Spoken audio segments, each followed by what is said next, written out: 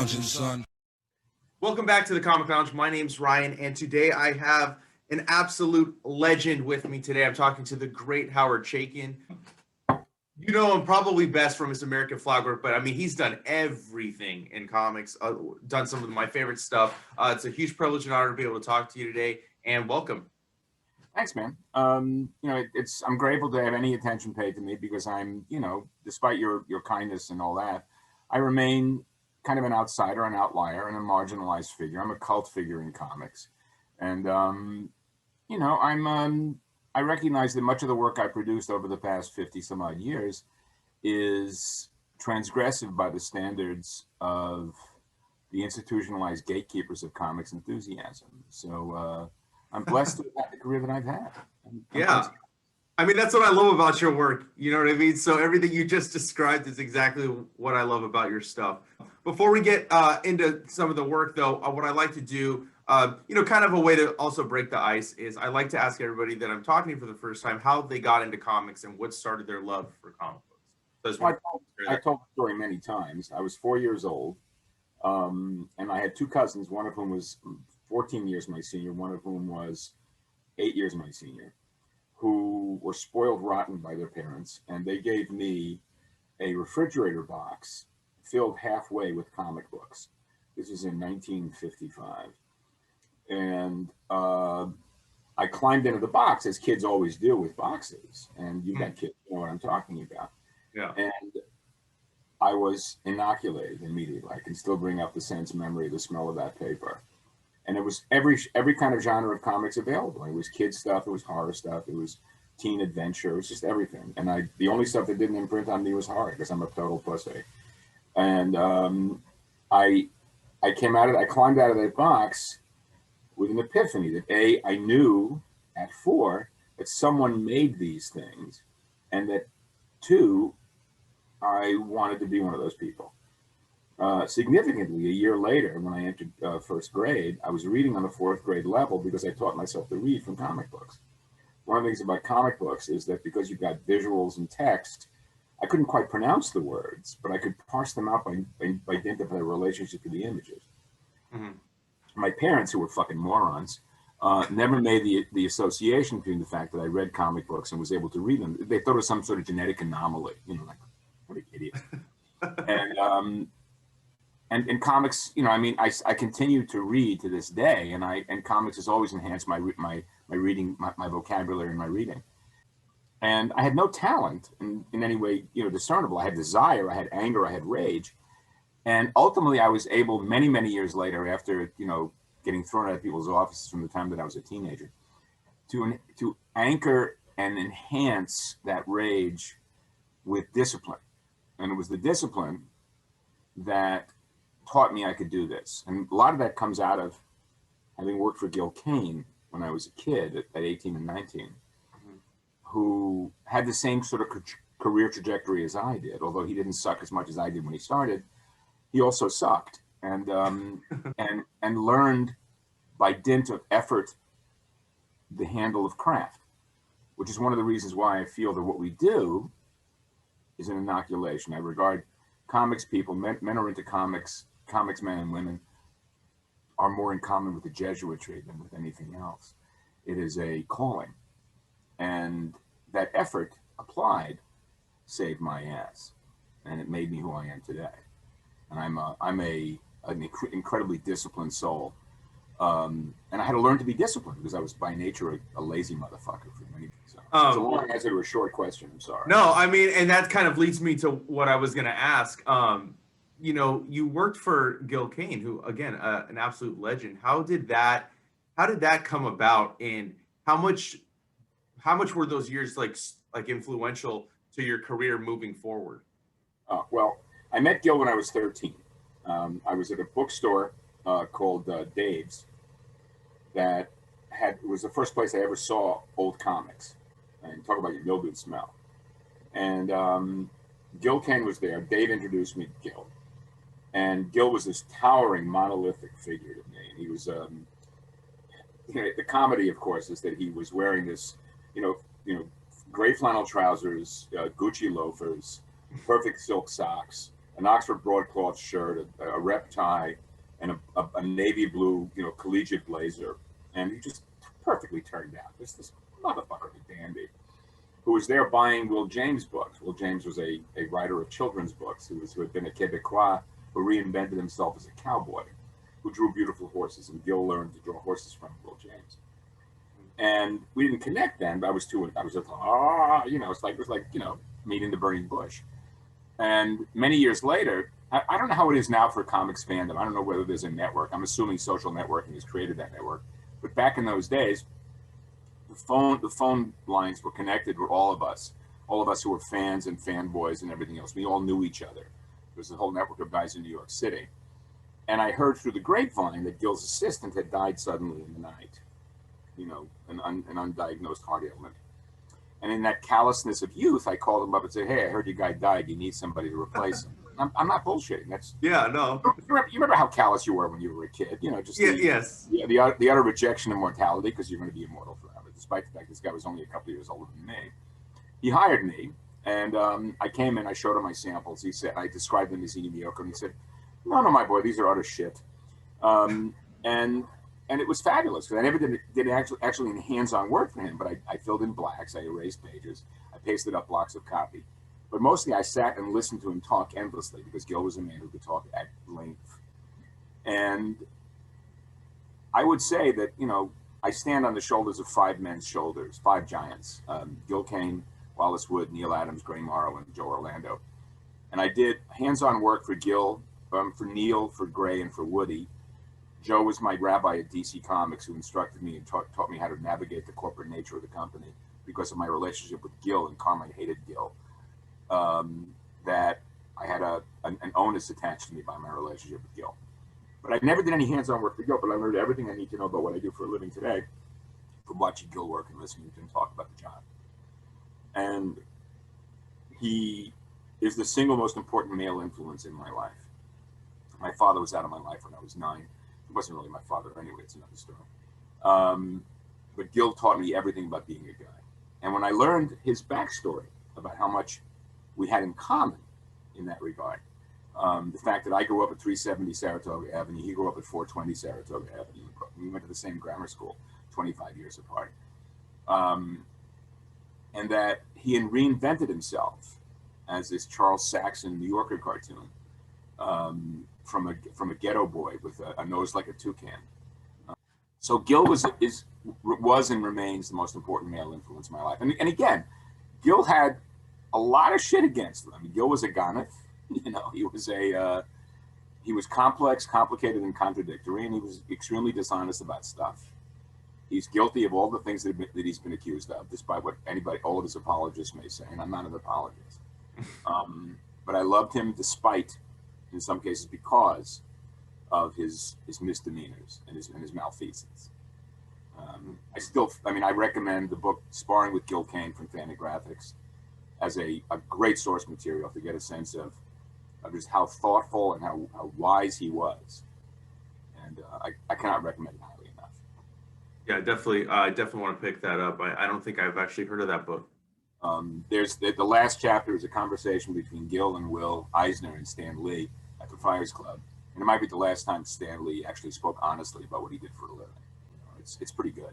I mean, awesome. They're interviews with me, but they're not the selling point. I wrote the introduction, but the Walt Kelly stuff and Don Phelps interviews are phenomenal. I cannot recommend it enough. Yeah, I'm definitely adding it to the list of stuff. That's one of the things I love about talking to you guys that I admire is I always learn at least one or two books that I had no knowledge of and that I always end up loving a lot. So thank you for sharing that. You talked about Neil Adams, Joe Orlando, Wally Wood, and I forgot the fourth name. Gray Morrow. I was wondering if you could share a little bit, because I was going to ask you about your time with Wally Wood, because he's another one of my favorite cartoonists. I love his canon is one of my favorite books that I picked up recently. I was wondering if you could share, like, what would you say you learned the most from each individual person? Like if you know what I mean? Like, what are the 5 pillars, I guess, that you learned from each one? Well, Orlando taught me to keep my mouth shut and hope for the best. He was Orlando was an old school practitioner who had been you know, regarded as a second-rate Wallace Wood in his career, who had a second career at DC as an editor and as a talent finder. He was just an absolutely amazing guy, and he rabbied me and a bunch of cats of my generation. He really was, and he rabbied Kaluta and Wrightson to a profound extent. Gray was just this absolutely solid guy who was, you know, casual, easygoing, utterly untouched by ego. That was an obvious sense of ego, considering the level of craft that his drawing had. Neil was just an eccentric guy, and you know, an amazing draftsman. But all these guys taught me discipline. And Woody was a cautionary tale, because I mean, by the time I went to work for Woody, he was a daily drunk, and you know, and just a complete and total physical mess. I met him in the early '70s, and he had another 14 or so years to live. And my fear at the time that I wanted to have Gil Kane's career, but I was afraid I'd end up with Wallace Woods. I mean, Woody was so bitter that bitterness that Woody brought to his feelings about the material inoculates and is deeply in the underpinning of the themes that run through Hey Kids Comics, both the first and second volume. That generation of men and women, to a profound extent, regarded comics as a way station as opposed to a final destination, as a place that they would make enough money to put food on the table for the time being and get on to something else. And very few of them did. And many of them woke up at 70 and 80 years old doing the same shit they've been doing since they were 14. Remember, these guys started as kids. I mean, Kubert's first credit was when I think he was 15. You know, yeah. Kane was also 15. You know, there were all these shops, and they all started working in different pseudonyms and shit. And my generation lacked that bitterness, because I think we came in knowing that, I think we all assumed we were the last generation of guys to do this for a living. That's one thing that's worth noting, because comics were going to go away. Certainly, we thought we'd outlive superhero comics. Consider that one. We alluded that. But Woody was a frightening figure. You know, by that time, his cynicism, his skepticism, his nihilism had totally taken over his life. His rage, his anger was overpowering. And yet the skill set was still there, you know. Mm-hmm. And I've come to believe that in his case, I think Woody's bitterness was defined in his specific case by his narcissism. I think he believed that he was entitled to special treatment, which I find staggering. You know, we're all just men among men and workers among workers. And, you know, as I said in Hey Kids a number of times, you know, comics is about, you know, Jews fucking over Jews, you know, and, you know, it's always been a criminal business. It's always been a business. It's not a meritocracy, because the audience, you know, in its inception was children and then soldiers. You know, the Second World War is the unspoken ally in comics' enormous sales through the 1940s. Paul Fussell, in his book Wartime, about the home front and war and his perception of the war, dismisses rather sniffily the reading of his rifle company. He was a lieutenant in a rifle company. Just basically just piffles them away as just nothing but comic book readers. And the collapse of the market after the Second World War was really derived by the fact of peacetime and the desperate scramble to find other sources of material. The superhero market died, so they tried love comics and crime comics and all this other stuff. And you know, the death of comics, the ultimate death of comics as material, is directly related to the rise of television. Comics were the visual incarnation of what was happening on radio. And when television came along, television eliminated the need for a visual component. You know, early television, I mean, I'm an old man. I was born in 1950. And I saw a lot of stuff in the first place and a lot of stuff in the second place, you know, but, you know, first as a little boy seeing this stuff in its original incarnation. And then in my adolescence and early teens, seeing reruns. And television eliminated so much of print that it eliminated magazines. You know, we think of Cosmopolitan today, if we think of it at all, as a magazine about how to magazine for women to navigate the sexual universe. But its original incarnation, Cosmopolitan, was a story magazine. And the story nature of it ended in the early 60s, and it was hanging on way past its expiration date. Most narrative periodical material were killed by television. Television killed the movie business, and television killed the comic book and magazine business. And because television fulfilled everything, and it was free, ostensibly speaking.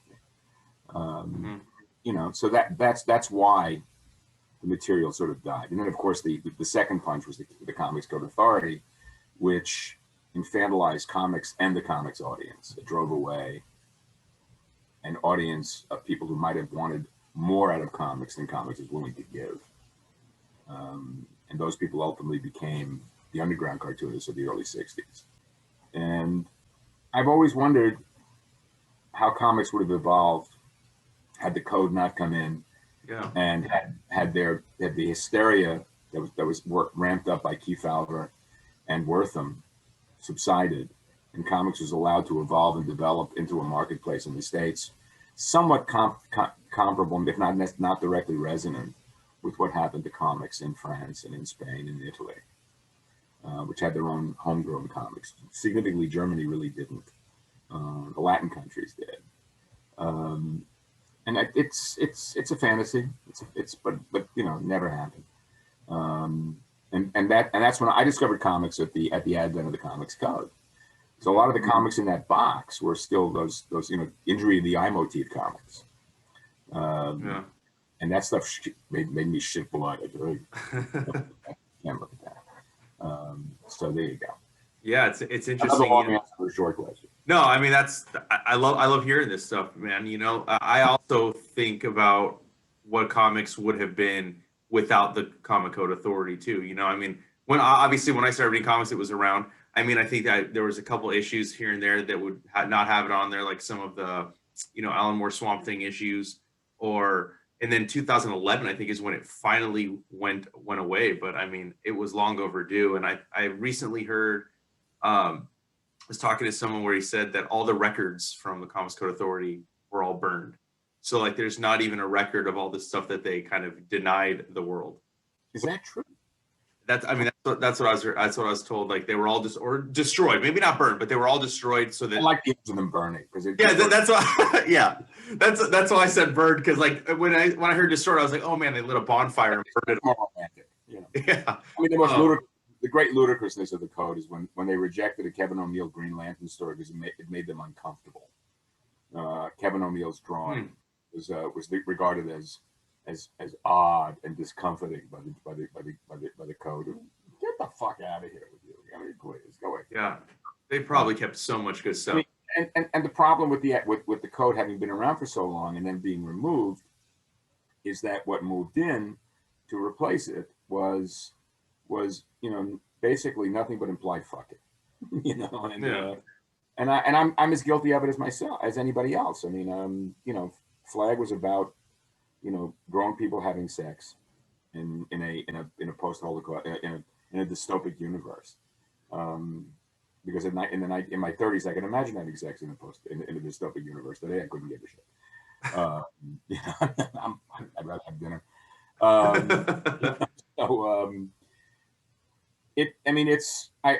did a piece about the death of Richard Corbin last week, and I read it.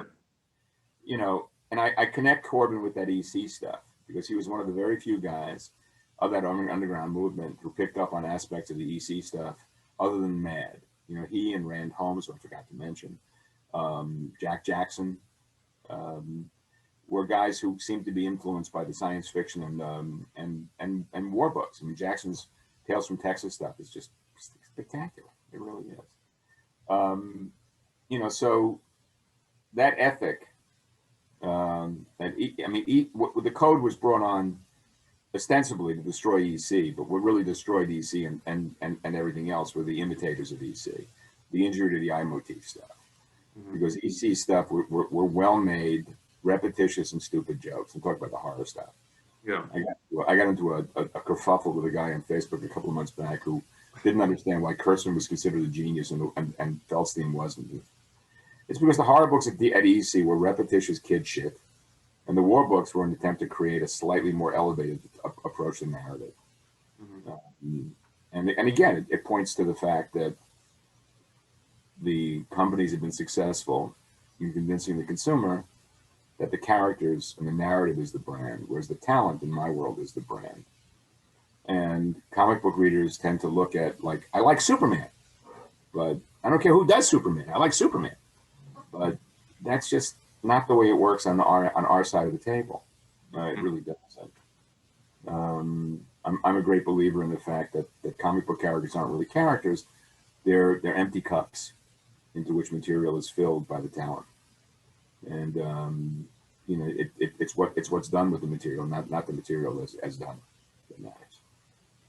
Yeah, definitely. I mean, I completely agree. I mean, I think that there's it's almost like a blind loyalty to characters when people just fall, no matter who's writing it, no matter who's drawing it. And I will quickly drop a book if I'm not feeling what's going on. It doesn't matter if it's a character I enjoy or I don't enjoy. I mean, the arc of my fandom went from being, I love comic books at 5, to developing a sophisticated eye when I was 10 and 11, because I really liked what Julie Schwartz was doing. You know, I didn't know Julie Schwartz, I didn't know those, but I liked those. I liked the Flash and Green Lantern because I like Gil Kane, I like Carmine Infantino. I still regard Hawkman, like those 6 issues of Hawkman that Kuber drew for Brave and Bold, as the only Hawkman stuff that actually counts. The rest is just shit. and I when I went to summer camp, I discovered Jack and Stan's stuff. I'd known Jack Kirby from The Secret Life of you know, The Double Life of Private Strong, and from The Fly, and from The Challenge of the Unknown, all that stuff. And I discovered the Marvel stuff while I was at summer camp. It was like I became the absolute Marvel junkiest, you know. But by the time I became a working professional, I'd lost all my interest in all of that stuff. I had no interest whatsoever in it. I didn't know what I liked, but I didn't care about that. And it took me a decade to figure out what I was doing and what I wanted to do.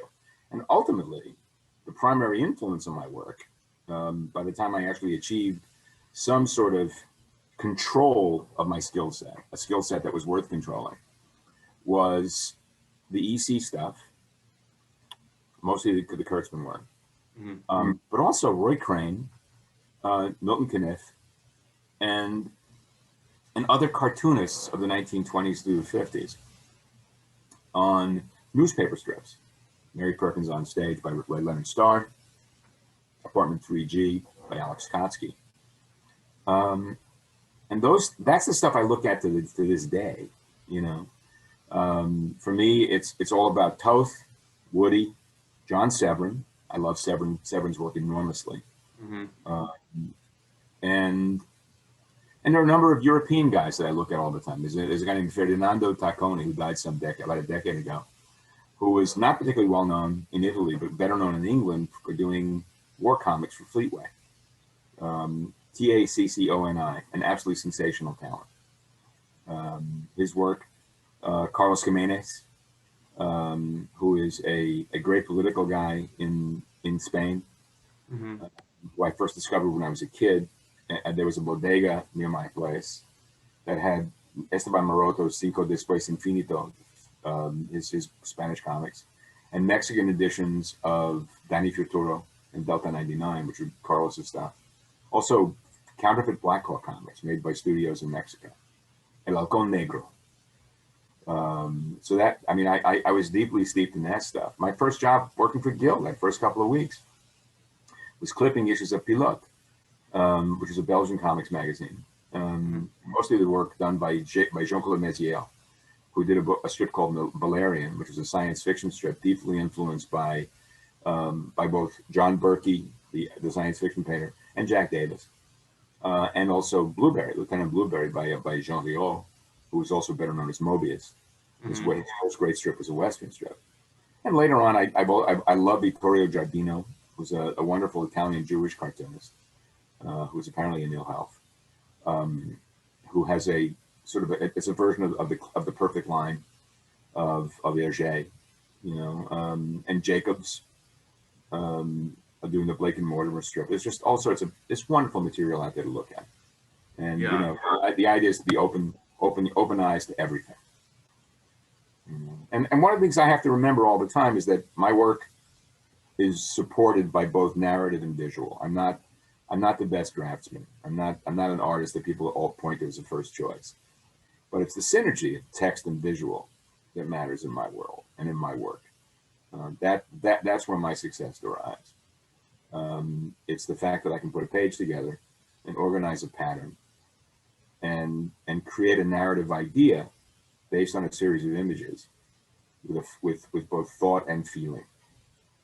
I mean, I did the second half of a lecture series that I do yesterday on Talent Talk, and I talked at great length about how important rhythm and pattern in terms of panel size and panel relationships is to the page. Mm-hmm. That in the context of comics, space represents time. Anecdotally, I wrote a script for a famous pulp character recently, and the notes that came back were odd in the sense that I was told that the pages themselves, or the reproduction would be larger page. So could I add more panels? And I said, no, that's not how it works. That the page is a unit of space and a unit of time, and demands the action depicted on the page demands this number of panels organized in this particular way. And I'm going to have a meeting with this guy sometime after the apocalypse is over, to go into detail about this, because this is directly related to the seminars that I did at Marvel for 8 years, mm-hmm. Where I would talk about the nature of the organization of the page, why the page has unity, beginning and middle and end. You know, we are a Western culture that tells things in terms of threes, jokes, narrative, act one, act two, act three. Shakespeare may have done 5-act to his plays, but none of us do 5 acts anymore. It's a 3-act structure. That's really the world in which we function. It's jokes. You know, jokes is set up, punchline, narrative, and punchline. Mm-hmm. Father, the Son, and the Holy Ghost, for Christ's sake. Look at the Trinity. You know, so it's an important thing to know, and that's all shit that I learned from Gil. You know, just understanding the page. Yeah, I mean, I think I definitely, like, I'm as I'm listening to you, I'm picturing, you know, like some of the stuff I reread recently, just to kind of like refresh my memory as I was going to talk to you. And I think that, you know, you talk about not liking the superhero stuff as much anymore once you became professional. So how did the creation of American Flagg come about? Because I mean, that's like to me, it's your seminal work. I think I'm thinking of the pages right now. I just recently I read the hardcover, the first hardcover that they put out, and it's phenomenal. It's very forward thinking. It's unlike anything that I can correlate to that was coming out at the time, maybe that I've read. You know what I mean? I'm sure. I don't know what else was coming out. I haven't read everything, right? Oh, you're right. It's an outlining of its own kind. Yeah. I mean, to a great extent, it came out of being away from comics for nearly 2 years. I'd had a violent argument with the editor-in-chief at Marvel Comics, and it convinced me that it was time to leave comics and try something else. And I learned 2 things. A, I was never going to be a really good illustrator because I had no skill set or patience, and it would require too much work to develop that skill set and patience. I'd already spent all the time working on comics. And the other thing was that I began to realize that I had dismissed technique in my own disservice, and that it was important for me to learn technique. And the third thing, of course, was the Ronald Reagan administration, because I despise, I mean, I look back at the Reagan administration as one of the keystones of the destruction of the Republic of the United States. And the rage that was incorporated into me by this lying sack of shit and his collaborators informed this work enormously. And I set out to try to figure out a way to make personal, to develop a work with a strong point of view that reflected my own sensibilities. I wouldn't do a superhero book because it would be a parody. It would be something more like what I did later on in Power and Glory, because I recognized that to a profound extent, my generation, with a couple of exceptions, had no interest in superhero comics. And the generations that followed mine, the several generations that followed mine, all had an enthusiasm for the work as consumers as well as creators, which I found staggering to me. How the fuck can a grown man give a fuck about this shit? That said, I recognized that I couldn't sell a book without a science fiction element, so I began to construct this material. And again, what it came down to do a dystopia, but I wanted to do a dystopia that reflected my interest at the time, which was mostly I was a serious clothes horse. I mean, I look like an unmade bed now, but back then I was a dandy, profoundly dandified. Recently, my wife asked me, my wife was totally unconnected culture. She couldn't give a shit about popular culture. The phrase metrosexual popped up in a conversation about a year or so ago. She said, what is this metrosexual thing? And I said, me at 32. And she said, oh, okay. She didn't know me, but she knew, you know what I'm saying? Mm-hmm. And I loved fashion. I loved clothes. I was a serious Armani guy. It was that first wave, the first wave of Armani stuff that come into the States in the late 70s. And I was a serious Armani guy. I was wearing a lot of Adolfo, a lot of Armani, a lot of Piatelli, serious drug clothes. I mean, I was fuckable. And, you know, so, and also fetishism. I was a big fan of lingerie. And my wife and I were both, my then wife, a different wife, I'm married a lot, we're both clothes horses and very much into fetish outfit and stuff like that. Much less so than a couple of my colleagues who were making a living from it. But all of that informed the material. And also I wanted to do stuff about television because I love television. My relationship with television goes back to as long as my relationship with comic books. I love TV enormously. I mean, my wife, my last wife, believes that I was planted in front of a television set at the age of 4 and never got up. Not an hour ago, we were talking about, I was doing my impression of Ralph Cramden and Ed Norton doing Chef of the Future on Honeymoon. And, you know, so it's an enormous part of my cultural background. And I wanted to do something about the impact of television on the world. And it's nature. It's, you know, I mean, I once sold an episode to a television series by saying that television was a medium that congratulated you for being too hip for television. And once you believed that, they had you by the balls. And I stand by that. And I wanted to do a book in which adult characters were attracted to each other sexually, as I was attracted to each other sexually at the age of 32. How old I was. And I've always despised the chastity of comics, the twee nature of character relationships. It's one of the things about Star Wars that makes my head explode, that these people are completely devoid of lust, of emotions that are not identifiable by anything older than a 15-year-old boy. And I want to do more than that. And then graphically speaking, I wanted to figure out ways to tell stories that were different from the pattern that had existed previously. So I incorporated stuff that I learned from everybody from Walter Simonson to Harvey Kurtzman to Bernie Krigstein to Sergio Topi, to all this mixture. And I made a goulash. And I should explain that people mistake Flagg for a commercial success. It was not a commercial success. It sold well enough, but it sold one copy for every 10 or 20 that Dark Knight sold, because Dark Knight had the connected panache of being a superhero book. You know, the non-comic book reading audience at least knew Batman. Flagg was something that was really odd, had nothing connecting it to an immediate cultural franchise, and because of that lack of franchise, because comic books are based primarily, success in comics is based primarily on finding a character that is either popular or deserves to be popular and spending a year or 2 years working on that character, developing a franchise and a relationship with the enthusiasts. And I never did that. I don't like the model, the franchise model of superhero comic books, which is basically Chuck Jones Roadrunner cartoons.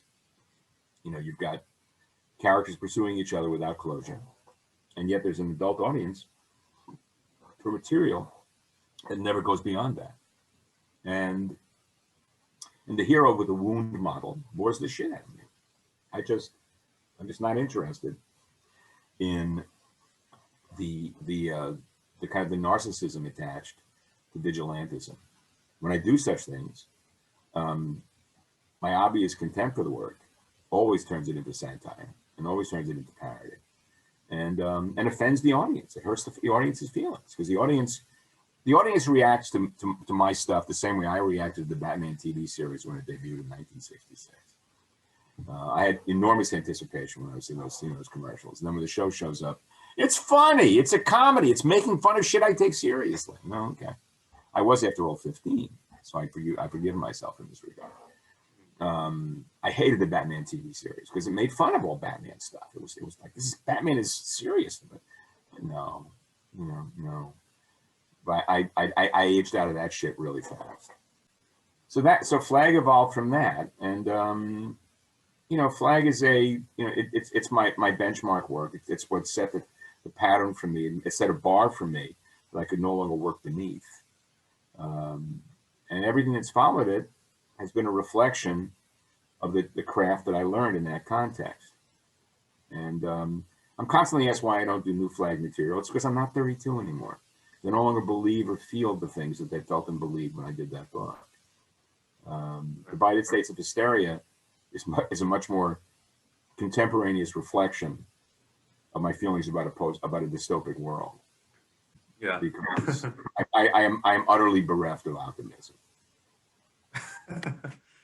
You mentioned Dark Knight, so like that was kind of the time period Flagg was out. Like it was when that was coming out. Watchmen was coming out. It was all around this within a couple of years of each other, and those are highly regarded. I think American Flagg is also highly regarded. But what do you feel like? Nobody knows it. I mean, if you accept as I do the fact that there are perhaps 250, 300,000 people reading comic books in the United States today, buying all the comics we make, I would suspect that perhaps no more than a quarter, perhaps as little as a fifth of that 250, 300,000 have any idea that Flagg existed. Trust me. Well, that's a shame. And Flagg is a cult enterprise. My career is a cult enterprise. I don't suffer fools lightly, and I don't engage with people in the name of self promotion. I find self promotion shaming and embarrassing. Mm-hmm. When I do self promote, I have to at least acknowledge the fact that I'm at a remove from it, and that I'm mocking myself for that self promotion. The fact that I don't share the enthusiasms of the enthusiasts is a damning thing to my career. But I was lucky enough to spend 15 years doing something else for a living, which has made it possible for me not to give a fuck about that. And that's it's a really big deal. It means that I can pretty much go my own way. And my way is very entertaining to me. I'm a good person, but not all that kind. I would probably describe myself the same way. So, I'm not. I'm fun, but only to a limit. Yeah. So you were saying about those books back in the 80s, yes. Right. Well, I was just wondering, like, what do you feel like the legacy of American Flagg is in comics? I think Flagg was a profoundly influential book on several generations of talent, many of whom saw it, who were influenced by the first and second generations who were influenced by it in the first place. That Flagg was the language and syntax of Flagg taught a lot of lessons to a lot of people, and to a profound extent, what came out of it was a lot of accent without a lot of vocabulary, and so that the surface sheen of Flagg, the page pattern, was frequently used to create incoherent mess. And but what can I tell you? I mean, bitterness is its own reward, and I refuse to live in a state of bitterness. You've kind of alluded to it already with your work and how much of yourself and your feelings you put into it. But I was wondering do you ever use your work as a way to vent or as a form of therapy to kind of get out what you're feeling inside when you come up with a new project? Not really. I mean, I'm a friend of mine asked me some time back about whether I was happy, and I said that I was content, and she rather snippily dismissed it. And I said, I'm a guy who's capable of ecstasy, and ecstasy is a very scary place for me to be, and it can be dangerous. So I'm better off with contentment.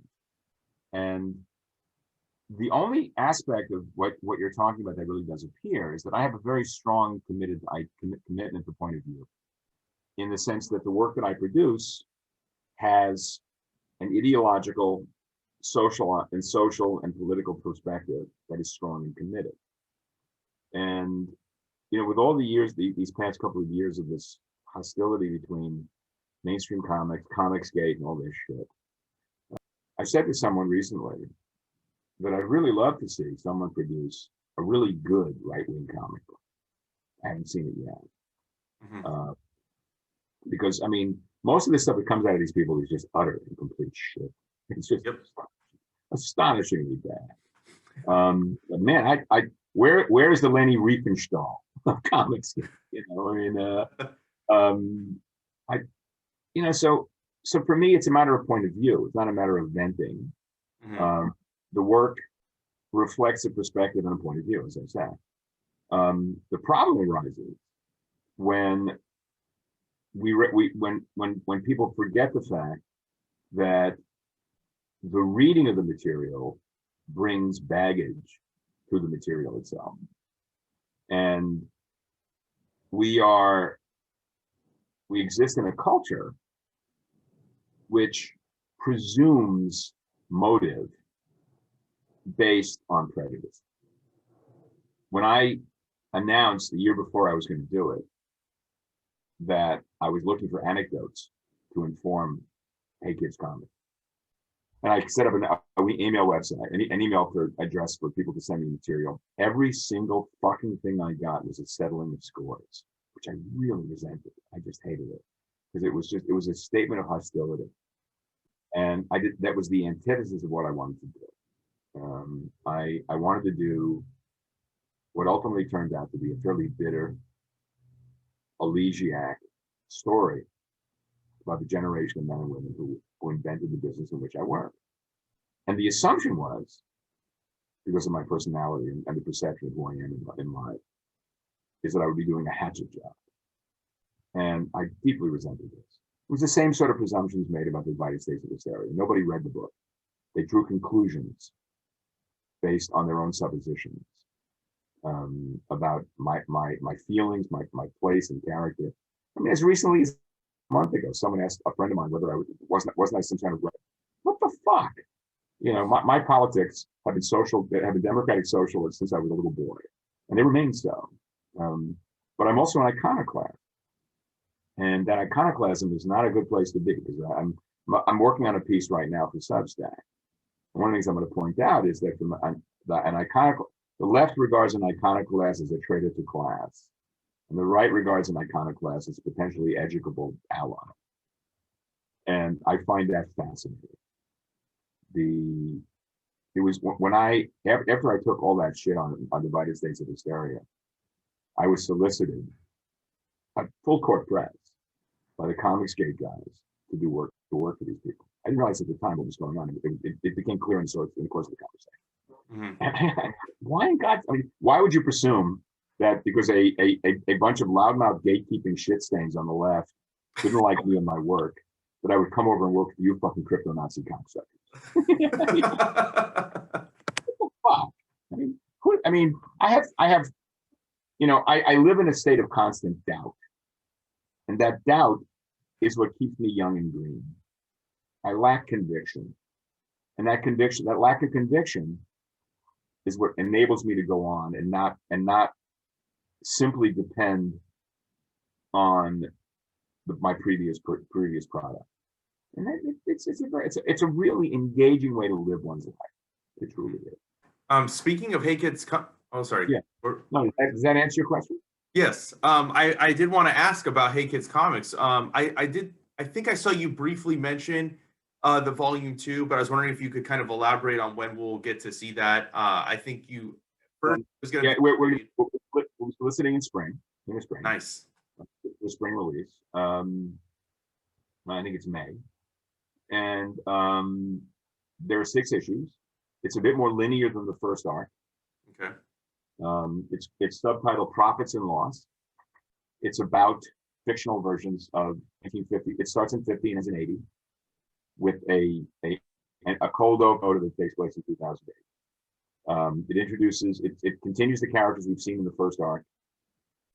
With a brand new character. I mean, it's my generation, and also it addresses something that I don't think a lot of people have ever thought about in the context of comics, which I reference in that piece about Corbin, which that miniature generation, those guys born between 38 and 40. Mm-hmm. All the golden age guys were born in the 20s. Williamson Campbell comes along born in 30. But they're all young kids, they're all born in the 20s. And then there are these guys, the first fandom generation. Guys like Neil, Roy, Steranko, Archie, Tom Palmer, Flo Steinberg, right. Who are sort of short, small, and invisible, the pre-baby boom generation. And it'll be a lot about those guys as well. Okay. And the problem, of course, is that a lot of the people that I'm avataring here are still alive, so I may get the shit kicked out of me in a public venue. But we'll see.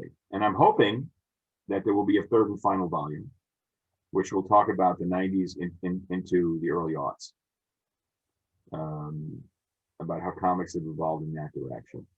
With the introduction, with the third volume would deal with the pan-ethnic, pan-racial, and pansexual nature of comics as they evolved from the 90s into the aughts. Yes, I'm very excited. I can't wait. I finished this material. It's December, right? The months just melt while we're in the middle of the collapse of Western civilization. And I finished the final issue of this in May, I think, May or June. And I'm absolutely thrilled that it's finally coming out. Yeah, I can't. I'm gonna have a slew of shit coming out back then. I mean, the other thing that's coming out in June of 2021 is Sunshine Patriots. It's a graphic novel I did a couple of years ago for Dark Horse, which is finally being published, which is an historical piece. And I'm kind of excited about that as well. It's about two veterans of Roosevelt's Rough Riders who become hired guns working for a Hollywood studio in 1911 to protect against the onslaught of the first wave of the Sicilian Mafia. That's awesome. So it's a quasi-western that takes place in 1911 Los Angeles. Because I'm always grabbing the commercial gold. It's just I'm anxious to grab because the audience, it's what you demanded. Whatever. I mean, I'm stoked. I want to read that right now. I'm alone. I mean, one of the things that my audience doesn't understand is that there are very few of you. They're just, you all you could fill a small ballroom. We could all have a nice dinner. Is there anything else besides those two projects that you can talk about, or are they not able to be talked about right now? Well, let's see. I'm working right now on a new book with a colleague of mine. After I promised myself I'd never work with another writer again, I'm doing it, and I can't say what it is. Okay. I just did the notes on the colors of the second issue, and my colorist is not going to be happy because they were scathing. No. Actually, more pleasant than that. And I am in the formative stages of the sequel to Mark Main that I did for Dark Horse a couple of years ago.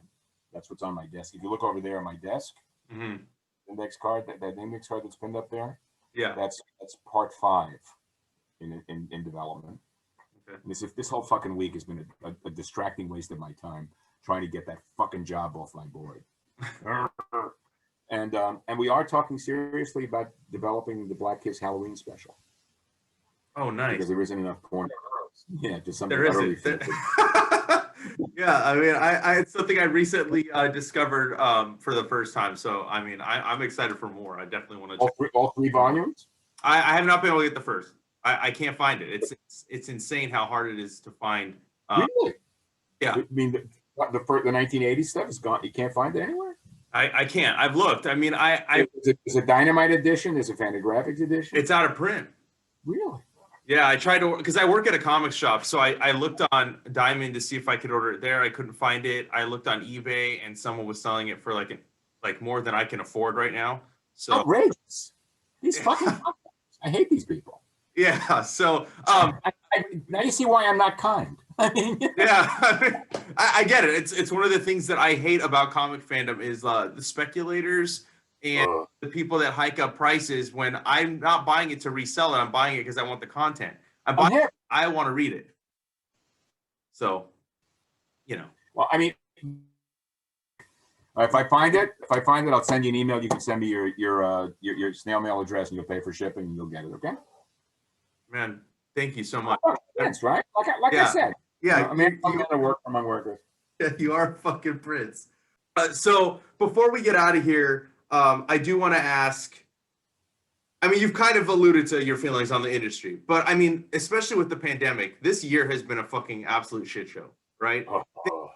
Comic book, the comic book industry, I'm seeing firsthand because like I only started working at the comic store maybe 6 months before this all started going down, right? So in this year and a half, it's just been crazy, and I'm seeing stuff. I'm seeing it from the retailer side. I'm seeing it from the fandom side. So I was wondering if you could just kind of share your thoughts on what's happening in the industry and where you see it kind of moving forward from here.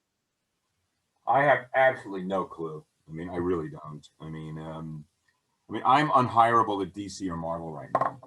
And so, I can't get a job. I mean, I'm not sucking dick to get one either. You know, I haven't had to go looking for work in years. But the last regular job I did at Marvel was in 12. I did that 30-pager for music for the Snapshots thing. Right, I read that. Yeah, totally out of left field. I had a great time with that. But that's an outlier and an anomaly.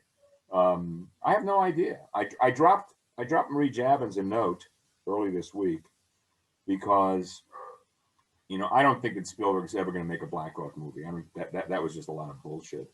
Mm-hmm. I would love to take another whack at Black Hawk as a contemporary book. I've got a take on the material that uses the basic franchise in a contemporary way that is kind of transgressive and kind of nutty.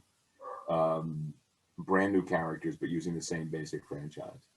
And I haven't heard back. And I'm not gonna, I mean, one email's enough. If you don't care, just don't, I don't care. I'm not that interested. So, I mean, I'm continuing to work. And one of the things I've learned in this particular shitstorm is that, you know, I spent 15 years working on television, working on really shitty TV shows. And one of the results of that is that I have a lot of money. Not a lot. I mean, I have enough money. Okay. And I have a pension, and I have Social Security. And I've been lending my corporation money to pay my assistants and my colorists, and my lettering. And one of the lessons it's taught me is that I can afford to work for nothing. I mean, I produced those Hey Kids comics without being paid for them. Right. Okay. And I've been offered a job. I was offered a job a couple of years back, a year or so back, that I couldn't afford to do because the money involved was so little. But the lesson has taught me that I can do this now. And I may very well, you know, we're supposed to re-enter this, rediscuss this material next month. So I'm curious about that. But I have no idea. I just don't know. And I'm old. I don't really give that much of a shit, you know. I mean, as I say, I'm 70 years old. I work. I really don't have to work. You know, the fact that I'm lending my corporation money to pay my assistants, my colorists, indicates the fact that I don't really have to work if I don't choose to. But I like getting up in the morning and doing a job. And I'm very much having a great time trying to get this Markman sequel off the ground. You know, because it's nice to do a contemporary clang piece with real people and real cars and real clothes and all this other stuff. Mm-hmm. But I'm not looking for work particularly in any really big way. If you look at the website Neotext, you'll see a lot of material. I've been conducting interviews with comics and other literary figures over the past couple of months that are worth looking at. Neotext is a great website. You want to have a look at it. Okay. I have no idea. You know, I mean, I hear about every day about people being fired left and right at DC Comics. Yeah. You know, I've been saying for a number of years that neither Marvel nor DC really needs new comic books any more than Warner Brothers needs more new Bugs Bunny stuff, or Disney needs new Mickey Mouse. The material exists in the public zeitgeist. I believe the only genius working in comics today is Kevin Feige, who has managed to monetize to the tune of billions of dollars material based on original product, in which 99.99% of the people spending those billions have no idea exists. and the percent that does know doesn't give a fuck. There's been no trickle down effect on the comic book business from the sales of the Marvel movies. DC does not have a Kevin Feige, and it shows. And where are you located? I'm in LA, San Fernando Valley. Yeah. Okay, where in the Valley are you? I live in Reseda. Oh, okay. I moved to Ventura from Sherman Oaks about 18 Oh, years. okay. That's where we Yeah. are. You know, so I know where you are. I know where you are. And I mean, if you go to a convention, over the past couple of years, the dynamic, the attendees at comic book conventions, or the people who make up, you go to the San Diego show, for example, that 150,000 people, maybe 35,000 of them are serious enthusiasts. The rest are civilians on tour, looking at a tourist attraction. And a lot of those tourists are mom, dad, and a stroller, looking for a comic book souvenir of some sort, like a pop-up figure, a Punky Monkey, whatever this bullshit is, or a Deadpool comic book to commemorate their movie-going experience. Mm-hmm. That's really what it is. And the movies are now so much a part of the cultural fabric that we're in a second generation of parody of that material. You can now have movies that are not Marvel superhero related, that the audience is informed enough with the material that it can respond to it. Mm-hmm. I mean, that dreadful TV series Heroes was a perfect example of that the audience had been prepared for the work, so it understood the tropes, and it was available for the tropes.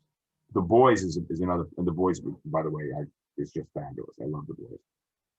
The comic book bores the shit out of me, but I love the TV series. I'm much more an audience for the film and television versions of this shit than I am for the books. Yeah. And a lot of what it is about The Boys is that the title characters bore the shit out of me, but I love the work that Anthony Starr is doing and what's in Dominique McGilligan as Queen Maeve. These two are. I mean, did you watch Banshee? I haven't seen Banshee. Banshee is the best comic book television series that was not a comic book ever. Okay. Find it, you'll dig it. Certainly 3 of the 4 seasons, believe me. And when you see Anthony Starr as Lucas Hood on that show, and you've seen him play the Homelander, understand why this actor is someone to watch, as someone who's really a prominent in promotions. So, okay, I'll definitely check it out. That's it. Right, I have no idea. I have no clue. I'm just glad I'm glad I'm not a guy who is literally connected to a superhero character, wondering what happened to my fucking career. Yeah. I don't blame you, man. I made my own career. I built my own little house, and the result of it is cult status. But the upside of it is that I'm not sitting around going to conventions drawing pictures of a comic book character that I don't really care about.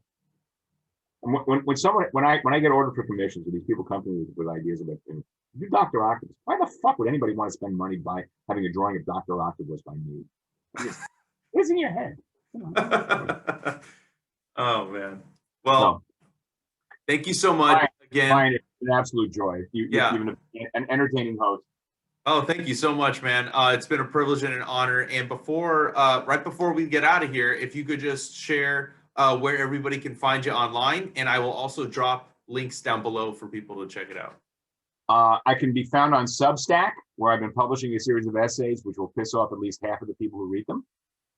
I'm on Facebook. I do not use Instagram or Twitter because Twitter is a toxic waste dump for people who fucking hate me. And I have enough hate in my life. I don't need to seek it out. And Instagram bores the fuck out of me as well. Despite its rapacious authoritarian bullshit, Facebook is where I hang. I'm there all the time. And I as I noted on Facebook, I am the Archbishop of Fun. Check me out. All right, man. Thank you again. And I would love to do this again sometime in the future. You know how to reach me. I'm available. I'm a cheap date, and I'm always willing to mistake attention for affection. Okay, man. Take care. Stay well. Be well.